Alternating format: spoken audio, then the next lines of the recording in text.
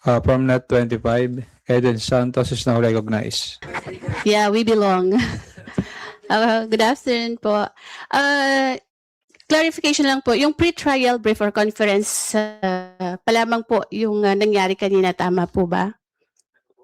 Pre-trial brief or conference pa lang naman po yung nangyari kanina. Tama po yun. So wala pa po talaga yung stage ng bloodbath sa impeachment, tama po ba? Well, sila naman po yung nagsasabi ng bloodbath na yun. Hindi naman po natin yung sinasabi. So, in-expect po natin, since na may bloodbath, ang description, hindi naman talaga dugo. Pero ang understanding po natin doon ay malakas po ang kanilang ebidensya para pabulaanan yung mga ebidensya ng prosecution team. Pero So, hindi yung- yun ang nakita natin. So yung pong prayer to dismiss yung impeachment against VP Sara kanina na inilatag po ng defense team ay legal strategy din po yon, tama po ba yon? Legal strategy, pero alam naman po ng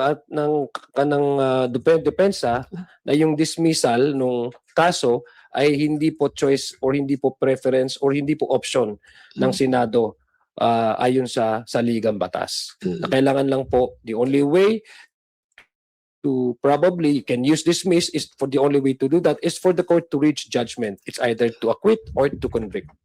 So to clarify lang din po, yung sinasabing prayer to dismiss, that's found in the answer. So hindi po siya nasa pre-trial brief na sinubmit days earlier or even ventilate at the pre-trial conference. So and again, yung stance natin dyan, kung babasahin yung Constitution and yung rules, wala po doong sinasabi na pwedeng may motion to dismiss na gawin. Ang sinasabi lang po, magtutuloy-tuloy ang paglilitis at pagkatapos po, both sides magkakaroon ng decision point ang Senado, convict or acquit. Kanina po nabanggit ni spokesperson Adjong yung hindi pa naman to yung for conviction dahil hindi pa naman po halos nagsisimula yung trial.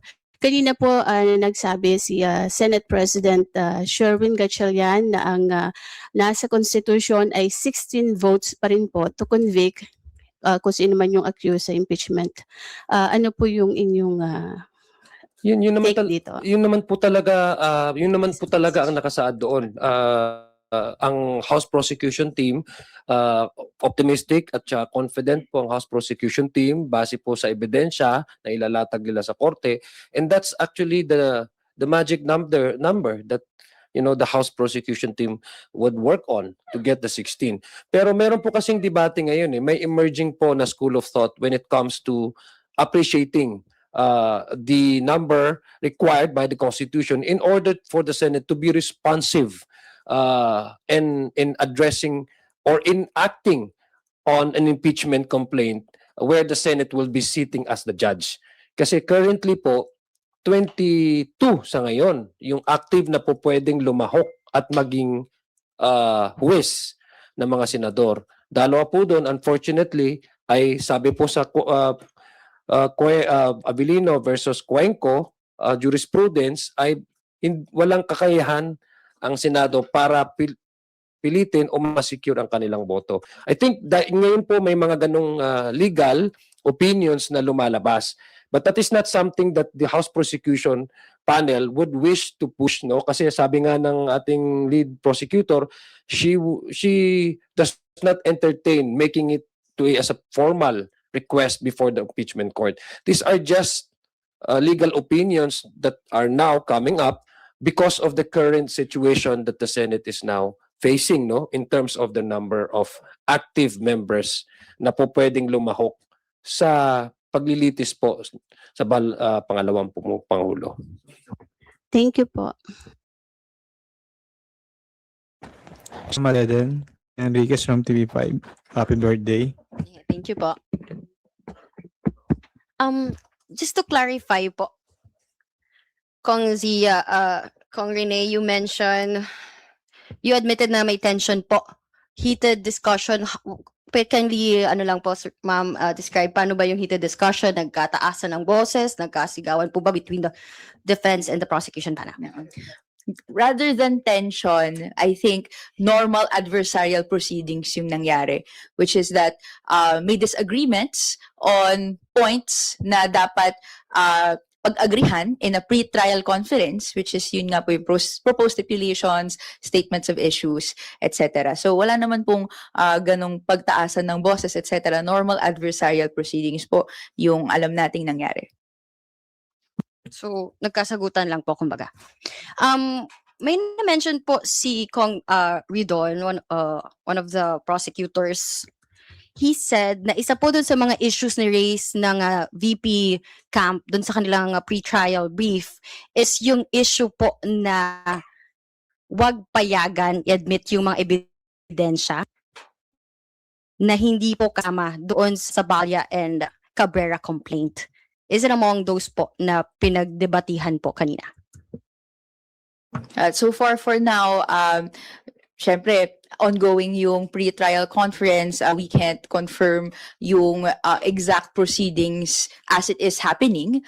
No, but nonetheless, no, yan po ay isa sa mga critiques na narinig na natin, hindi lang po from the camp of VP Sara Duterte, but even in the House Committee on Justice hearings, no, that strand of thought, no, or argument came up, and may sagot naman po yung House Committee on Justice doon sa ni-raise yun na concern, which is that, no, yung citizens complaint na pinanggalingan ng articles of, or yung ng pagsisimula ng impeachment proceedings at the level of the House, yun po ay parang kick-off point or starting off point para i-ventilate ng House Committee on Justice yung ebidensyang sinumiti sa kanya, or even yung magiging mapuput forward pa iba pang pieces that can be incorporated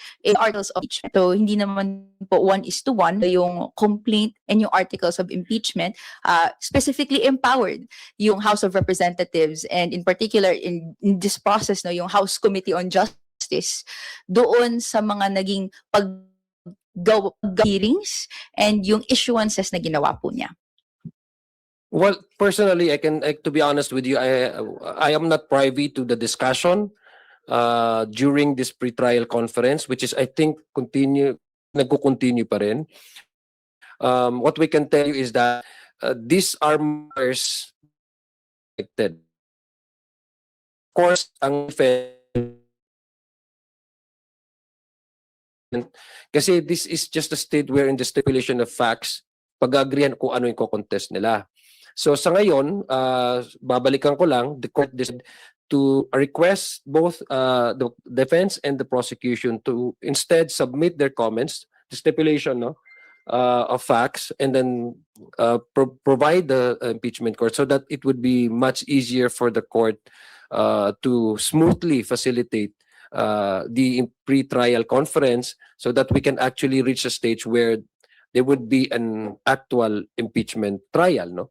But as to hindi nagkaka-agree or ano yung substance ng hindi pinag-aagrihan, I think any position that the prosecution might present to the court, which to the defense would be substantial to corroborate material or testimonial evidence, would definitely, for me, would definitely be opposed by the defense as part of the strategy. Kaya nga sinasabi natin, these are just matters that are expected and usual in a pre-trial conference.